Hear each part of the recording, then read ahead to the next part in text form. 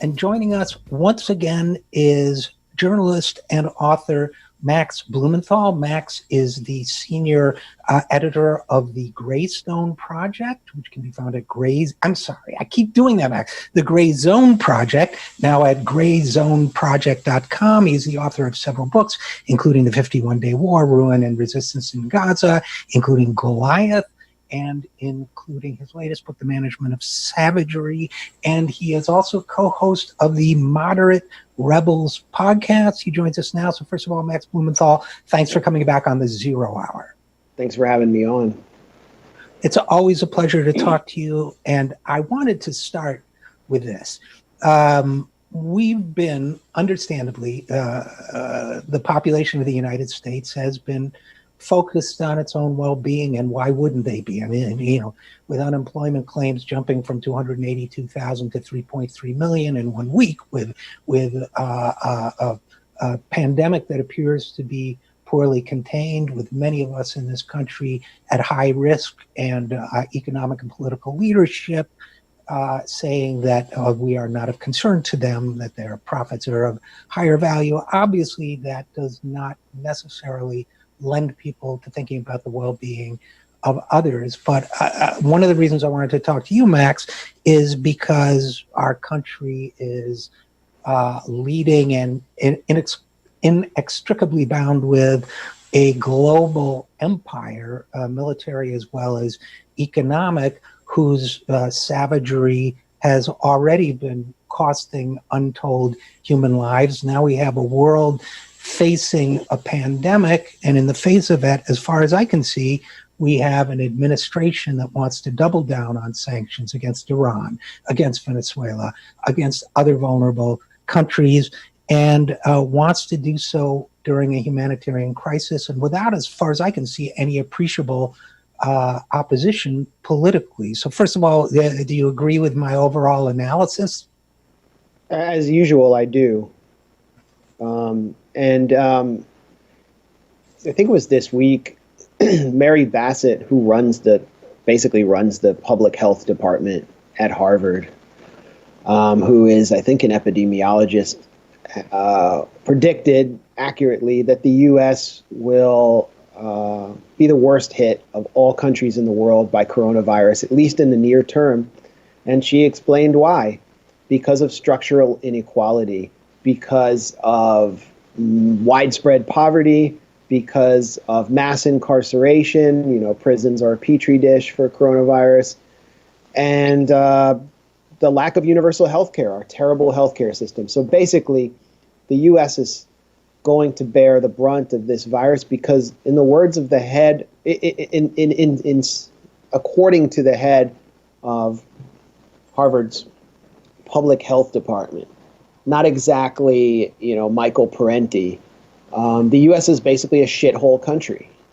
We are suffering from the same system that the U.S. seeks to export to other countries, and which the U.S. uses mechanisms of hybrid warfare to force non-compliant countries into. So in the 1990s, we saw, after the collapse of the Soviet Union, the U.S. attempt to export neoliberal capitalism, unrestrained free market capitalism to Russia. And the result of that was 3 to 5 million excess deaths, the same parts of the population, the same demographic that are dying disproportionately from coronavirus around the world, but particularly in the West. The old and the poor were simply wiped out in Russia because the IMF and Larry Summers and his gang, the Harvard boys, just exported the U.S. system. That's, of course, led to the rise of Vladimir Putin and the kind of stabilization of Russia and much less democratic form of government. In the U.S., we've seen, subsequent to the 90s, in the 2000s, a mass die-off after the U.S. shipped its economy or outsourced its labor force and supply chain to Mexico and China. And so the U.S. has been experiencing excess deaths over the past 2 decades, but particularly in the last one. And the U.S. political leadership was willing to tolerate it. Your producer Troy lives out in West Virginia. He probably knows this better than I do, but that's one of the hardest hit states by the opioid epidemic. You have a bunch of people who used to work decent paying jobs who are out of work. They get on painkiller medications that are overprescribed. The governor's daughter, I think, is a lobbyist for Big Pharma and, is profiting from this. And then people ultimately, after getting prescribed fentanyl or something like that, they get hooked on heroin. We've also seen tens of thousands of people die in the U.S. from influenza each year. And that statistic is, chalked up to sort of, old people dying. But the fact is, so many people have to come into work sick and work with this illness because of the nature of our economy, the gig economy. So they can't get an adequate health care. They can't even take time off. And now we're seeing the sort of rotten foundations of empire be exposed in a way they haven't been possibly in my lifetime, certainly not since the financial crash of 2008, 2009. And what is the U.S. doing, at least the Trump administration? What is the government doing to respond? Well, in the past 3 hours, we have seen the Trump administration put out a mafia-style hit on the elected leader of Venezuela, Nicolas Maduro. The DEA has a poster circulating calling for offering a $15 million reward for the arrest or capture of Nicolas Maduro, as well as several people in his inner circle. Yesterday, the U.S. threatened countries that accept medical assistance from Cuba, which has sent medical brigades to one of the hardest hit regions of the world, in Italy, the Lombardy region. The U.S. has called Cuban doctors victims of human trafficking. Several days before that, Mike Pompeo, the human embodiment of a cartoon caricature of a fat bankster, or he's sort of like this living embodiment, like it's like Bolshevik propaganda came to life about the West. And he, a few days ago, imposed new sanctions on Iran, another country which is suffering heavily from coronavirus and is already facing brutal sanctions. I think I'm missing one other thing. Oh, yeah. The Trump administration has put out an administration-wide talking points originating from the National Security Council, ordering all arms of government, but particularly the supposed diplomatic corps, to blame China for coronavirus, to call it the Wuhan virus or the China virus. And Fat Mike Pompeo's insistence on calling it the Wuhan virus at the recent G7 meeting prevented the G7 from coming together with a joint statement on cooperation against this global pandemic. So the U.S.'s obsession, and particularly the Trump administration's obsession with exporting this system of basically a capitalist oligarchy to other parts of the world, is going to lead to mass death because of the intensification of hybrid warfare and sanctions. And meanwhile, you have New York, ground zero, people lining up at New York Presbyterian from 6 a.m. to 5 p.m. with high fevers trying to get coronavirus tests. And a coronavirus test is harder to find than Joe Biden at this point. This isn't just the fault of Donald Trump. Andrew Cuomo, the governor, has presided over massive budget cuts. As we speak, he's trying to cut $400 million from Medicaid out of New York's budget. He's known among community organizers that I've spoken to in New York. I used to live there as Governor 1%.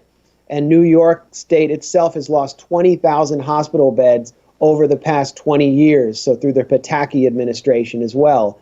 So what we're seeing is basically the returns of capitalism with American characteristics. And there's only one way out of it. Unfortunately, if you look at whatever details we can gather from the stimulus package, that's not going to happen.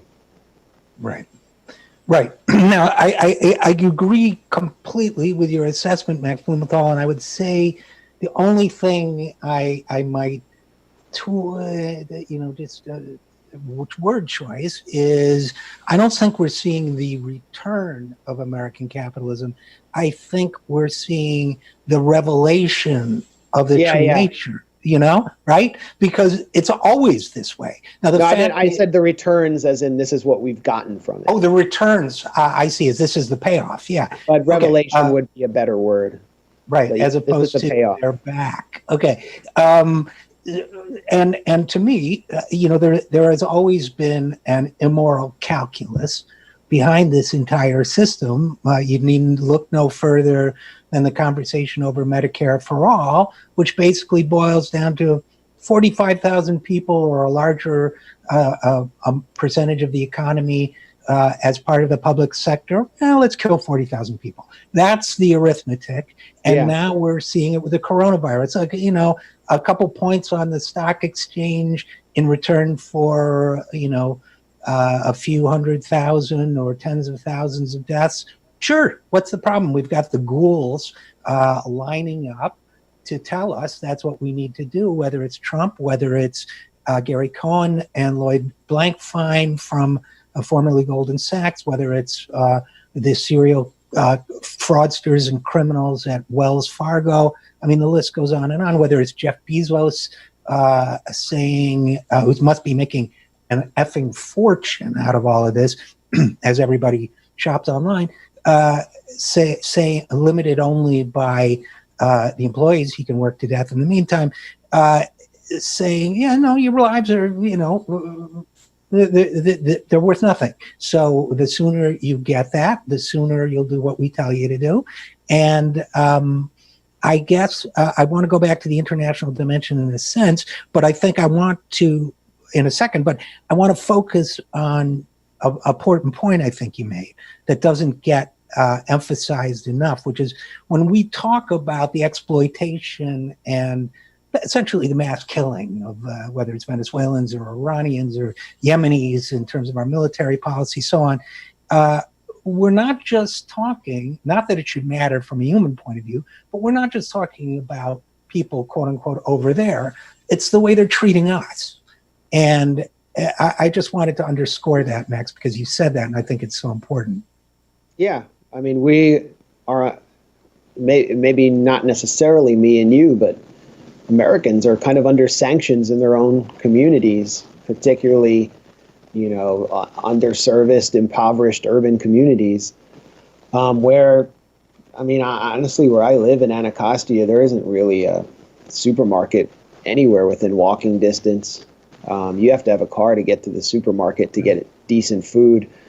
And there have been a series of break-ins at new restaurants that are moving in here as gentrification sweeps through because, people are increasingly out of work and getting hungry. So I think, anything's possible, but we do need to look at what's happening here as the system that the U.S. seeks to export to understand why countries have put up so much resistance to it, why leaders the U.S. demands step down just simply won't do it. Or we can look at Libya right now, which is, I think, in its 9th year of civil war, as another great success of U.S. democracy promotion. You mentioned people who are exploiting the crisis.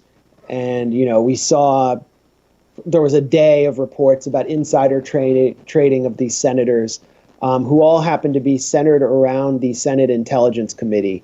The Democrat Dianne Feinstein was a co-chair, so she has an inside track, but Richard Burr is the current Republican co-chair. The Democratic ranking chair is Mark Warner, who happens to be the richest man in the Senate. There's a clear correlation. And they were all given these briefings in February when the Republicans in particular were playing down the coronavirus crisis and echoing all of Trump's lies about it to calm the markets. And they were told that this is going to be a terrible pandemic. Many will die. Get your things in order. And the next thing Richard Burr does is he sells off his stocks. And then he speaks to a group of donors at a private gathering and says, it's going to be really bad. Get out of the country. Do what you have to do. But he continues to echo Donald Trump's lies. So the point is they knew that we were all going to suffer. They knew this virus was going to sweep through, and they kept it to themselves. And I think that's an even bigger scandal than the insider trading. But of course, Richard Burr is still a free man. I don't know why he hasn't been cuffed Why aren't there calls for his arrest from the Democrats? And you mentioned Jeff Bezos, who's been meeting with Trump every day. It's obvious that Donald Trump he himself would be extremely averse to doing this just because of who he is. But it's obvious that there are additional forces like the Chamber of Commerce and Jeff Bezos who are preventing Trump from nationalizing the supply chain, which would save so many lives, because this is the only way to expedite medical equipment to hospitals like N95 respirator masks. It's pathetic what we're seeing. We're seeing doctors start Facebook groups to help each other make their own masks. And these masks are insufficient. N95 masks are impervious to the coronavirus disease. And Trump won't nationalize the supply chain. He said doing so will make us like Venezuela. Right. But he's meeting every day with Jeff Bezos, who's basically in control of the supply chain. Another figure who's going to profit from this is someone who's associated with do-gooding liberalism and good global governance, because he runs a de facto global private government, and that's Bill Gates. Mm-hmm. And I want to know what Bill Gates is up to, because he just resigned. All of these CEOs are resigning. It seems like rats are fleeing a collapsing building. But there has to be more to it with Bill Gates. It was Bill Gates and the Bill and Melinda Gates Foundation that staged the Event 201 pandemic simulation, which has been the source of so many conspiracy theories in recent weeks, on October 13th, 2019. And I watched all of the publicly available tabletop simulations and mock news reports that participants watched. Last night, I watched like 3 hours of it, and it's very chilling, because they predict a SARS-like illness, which is exactly like COVID-19, sweeping through the world, causing shortages, prompting hoarding in the West, leading to shortages of particularly N95 masks. I mean, they had this down to a T, but this was all a simulation with the Gates Foundation at the center.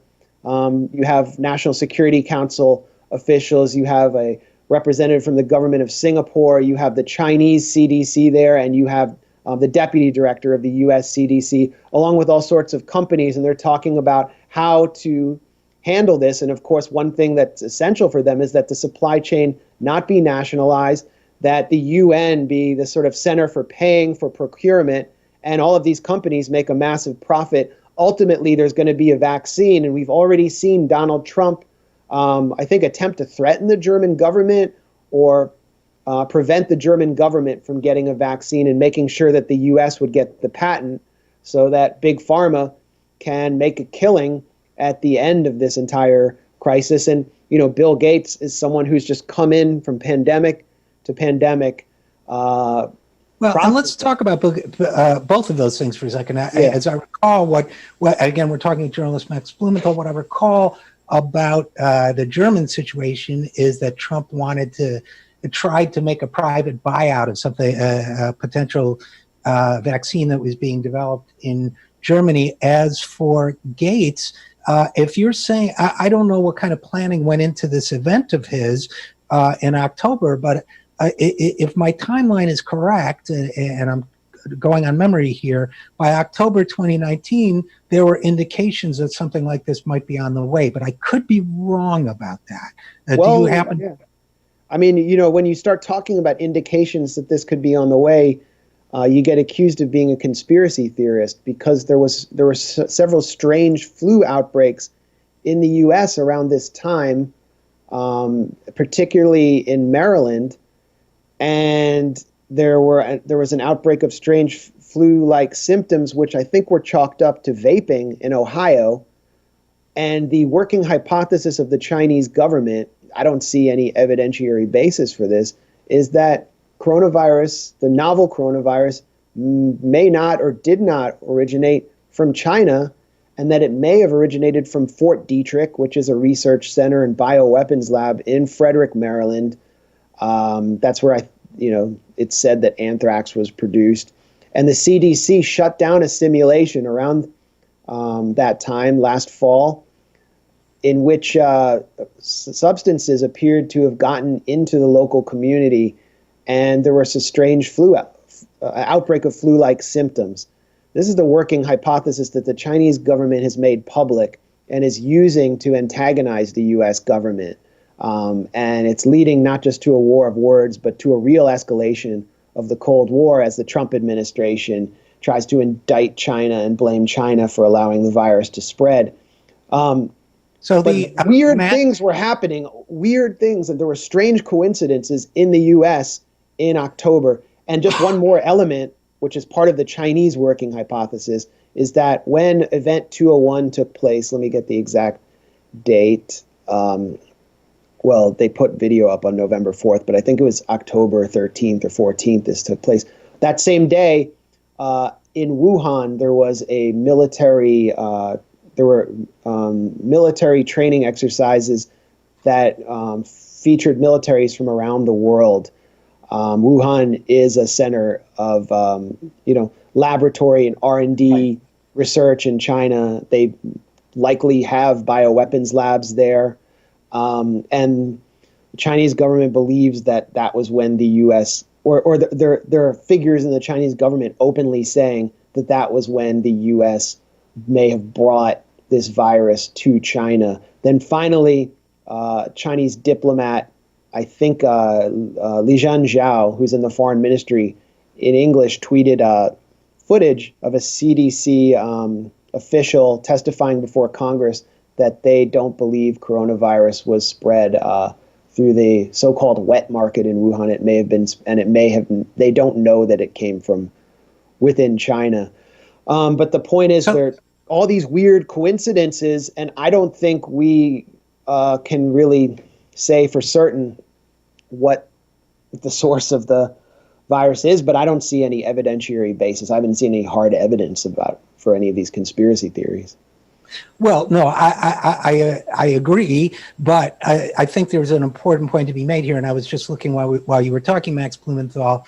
For what it's worth, some of the fact checkers say no, there's no evidence that Bill Gates actually engineered this. Although that's not really, to me, the point here. That's not what I'm saying. Yeah. Of course, no. That's what I want to reiterate. What I think what you're saying is that, is what I've been saying a lot of us have been saying all along. Number one, we knew this could happen, and there was a good chance something like this would happen. Number two, the people who had vested interest in making sure they retained their power, even when it was against global public health interests to do so, were the ones who rehearsed for it. And number three, whatever the origin of this, those rehearsals are now going live. And what we're seeing is a plan to ensure that no measures are taken to protect the public if those measures would harm these powerful interests, as most of them would. Is that, to me, a fair summary to you, rather, of what you're saying? That was a fair and more concise summary than the one I gave. I would just add one point, which is that in these tabletop simulations, if you look at who's at the table, these are people who are not only trying to protect their self-interest or advance their self-interest, they also have a sort of technocratic mindset, and they can't account for a figure like Donald Trump being the president of the U.S. and screwing up their plans. Although I think Trump has been very pliable when it comes to doing the bidding of industry, or what he calls industry, but he's also just getting up there and lying and antagonizing the media and just upsetting Anthony Fauci. And so there are so many variables that they couldn't account for. And I also don't think that they really understood how woefully underprepared the U.S. was because of the fundamental nature of its economic system and its political class. Yeah, I couldn't agree more. And again, we're talking to journalist Max Blumenthal, senior editor of the Gray Zone Project and author of The Management of Savagery. And speaking of savagery, so now we have a situation where I would argue that not only is the system, the control, the internal, the external empire, if you will, reasserting itself with astonishing speed, I have to say, from my point of view. But as far as Donald Trump is concerned, and then I want to talk about Democrats a little bit, but as far as Donald Trump is concerned, I agree with you that if anything, he's been extremely pliable. That Steve Mnuchin has been, point person for a lot of this. That on a international level, he has, after challenging to a certain extent the national security status quo, he seems to have largely enthusiastically fallen in line there. We're putting out wanted posters for heads of state, which I suppose opens the door for wanted posters for our elected officials on their part, arrest warrants, and so on. So I guess we have, if I were part of the power elite, which is a preposterous hypothetical, I guess, but if I were, I'd be pretty happy with Donald Trump right now, and I would be quite sanguine about the Democrats as well. I don't see them challenging any of this in a serious way. I mean, kinder, gentler administration of empire, I guess, and that they want, they got an increase in unemployment benefits, which is sorely needed, and so on. But we still have this, nutty system of how it's going to be administered. It's not going to move fast. We're not getting money or goods or services to people. We're not nationalizing what we need to nationalize, and so on. So maybe if you want, say a word about the Democratic leadership, and then I have a thought about Democratic voters, but you go first. Well, I mean, after the 24/7 coverage of the impeachment bore fest where Donald Trump was, basically the Democrats attempted to remove Trump for holding up a weapons deal to Ukraine for self-interested reasons, after nonstop Russiagate hysteria. After all of that, his approval rating is at an all-time high. He's approaching 50%. That's the highest he's gotten in his administration. So there's the, that's, the end result of the Democrats' grand strategy to take out Trump. It was a complete failure. Now he's cast himself as the war president, as George W. Bush did after 9/11. He's not getting the same bump that Bush got. I'm actually shocked that his approval rating has gone up, considering how destructive his performance has been and how many lies he's told. But that's the way it is. And the Democrats have chosen to send into battle against this kind of animalistic, pretty charismatic casino baron, dotard, a decrepit babbler who often doesn't seem to know where he is. And that really, to me, shows how little the Democratic Party apparatus, the Democratic Party elites, care about the Democratic constituents.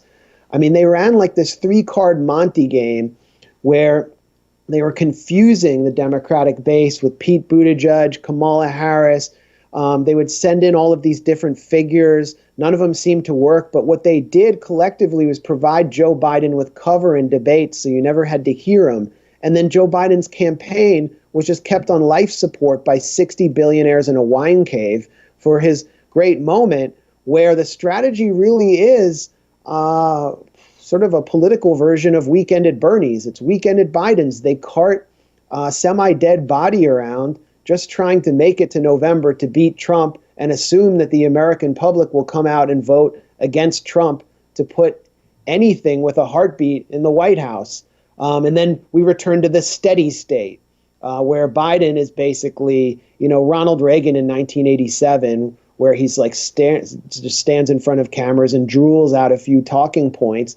And he's controlled by, the same elements that ran the whole impeachment saga against Trump, what Trump would call the deep state, the national security state, Wall Street, and a bunch of Democratic Party hacks like Anita Dunn. So that's the strategy, and it really shows how little they care about us, because what you need right now, and what I'm hearing from people I talk to who are just members of the working poor who feel left out, is they want someone shredding Donald Trump to pieces. And Joe Biden is nowhere to be found. I was reading that he can barely even interact with his staff. I was reading in the Washington Post, he can't even interact with his own advisors except from a distance because they're so afraid that he will become infected with coronavirus and die, given that he's 76 years old and apparently mentally frail. So they just don't care about us. Yeah, here's the thing. I mean, I had resolved myself, as I've said a couple times already today, that he's gonna. I think, well, he's gonna be the nominee. I want to get Trump out of there. At least there's a little.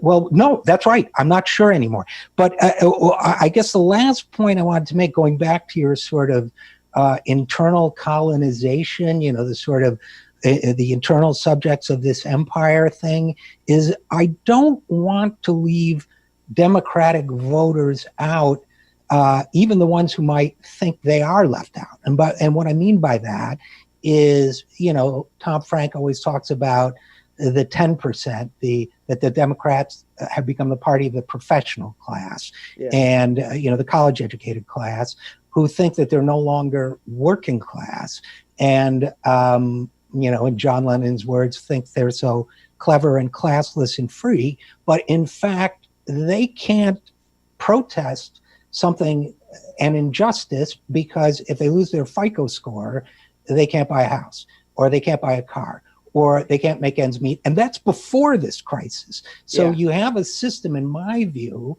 of bank-managed internal population control that is now going haywire, that will either double down or morph into something as yet unseen, or just take all the public's resources to rescue itself with. And I just wonder at what point those voters are going to say, you know what, we don't have a seat at the table here, and we demand one. Absolutely. If I'm trying to find out how to bet on politics, because I want to put small amounts of money on potential replacements for Joe Biden, since right now the odds are against it. But I think that there's a substantial chance that Biden will be replaced. There's also a chance the elections could be postponed, even indefinitely. I don't think we're going to have conventions, which itself delegitimizes the election and makes it less legitimate. And who knows how Trump will react if the results don't go his way. So anything is possible right now. But the way that elections are presented to the American public, it's a way of, it's a horse race. You're glued to your TV, and it turns American citizens into spectators rather than actual participants or real, citizens in a participatory democracy. The managerial class doesn't want that. Now we're at a point where unemployment could go up to 30% in a matter of days, where it looks likely we're entering a depression, and voters may not have anywhere to vote. And so people are going to have to start seeing themselves as workers. And the only power they have in this hyper-managed pseudo-democracy is to not go back to work when their masters want them to. And we are already hearing Donald Trump himself saying that he's going to send people back to work as soon as possible to get infected and to die. I mean, I still don't quite know what this virus does, but it seems to be killing young people as well. So I really want to kind of tip my hat to Britney Spears. I think Britney Spears has provided a great leadership example. She's been much more of a leader than almost all of the Democrats. And she's called for a general strike. I just want to salute Comrade Britney. I think the only way out of this is a general strike. We're going to hear that a call for that much more widely in the coming weeks. And that's because, if you look at the stimulus package, it simply reinforces inequality for the rest of my life, for generations. Absolutely. This is TARP on steroids. And Occupy was the rational, legitimate response to TARP. And, they got bailed out. We got sold out. This is 10, 100 times, maybe 1,000 times worse. And so it seems like the natural human response. the only power people have left in the U.S. to assert themselves here is through a general strike. Well, I would say in closing, from your lips to God's ears, but we don't get theological on the 0 hour, so we leave that to other social spheres. But I think that's where this is all going. And I hope it's where it's all going, because Yes. power is dramatically out of balance. And I do see that emerging as a theme and an important one. And I've been thinking about it for a long time. I know a lot of people have. But unfortunately, we're going to have to leave it there. Again, Max Blumenthal is senior editor at the Gray Zone Project. That's grayzoneproject.com, the author of a number of books, the latest of which is The Management of Savagery. Max, thanks as always for your great reporting, and thanks as always for coming on the program. Thanks a lot, RJ. And yellow vests are $5.99 online still.